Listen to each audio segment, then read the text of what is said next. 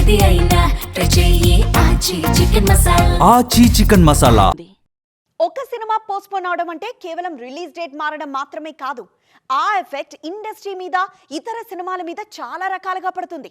ముఖ్యంగా చిన్న సినిమాల రిలీజ్ డేట్స్, థియేటర్ల ఆక్యుపెన్సీ, వాయిదా పడ్డ సినిమా బిజినెస్, ఓటీటీ డీల్, ఇలా ఎన్నో సమస్యలు తెర మీదకు వస్తాయి. మరి వీటికి చెక్ పెట్టేదెలా? టాప్ హీరోల సినిమాల వాయిదా ఇండస్ట్రీకి తలనొప్పిగా మారింది. ఆఖరి నిమిషం వరకు మేకర్స్ పోస్ట్పోన్ విషయంలో ప్రకటన చేయకపోవడంతో ఆ ప్రభావం ఇండస్ట్రీ మీద తీవ్రంగా చూపిస్తోంది. దీంతో పెద్ద సినిమాల వాయిదాల వల్ల కలిగే నష్టాల గురించి చర్చ జరుగుతోంది.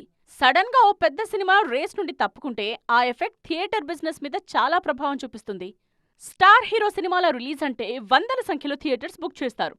సడన్ గా ఆ సినిమా రిలీజ్ వాయిదా పడితే అన్ని థియేటర్స్ ఖాళీ అవుతాయి.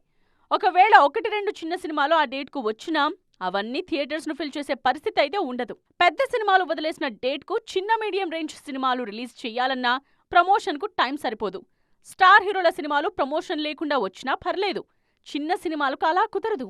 ఆడియన్స్కు సినిమా దగ్గరైతే తప్ప థియేటర్స్కు వచ్చే పరిస్థితి ఉండదు. మరోవైపు వాయిదా పడుతున్న సినిమాల నిర్మాతలకు కూడా భారీ నష్టాలు తప్పవు.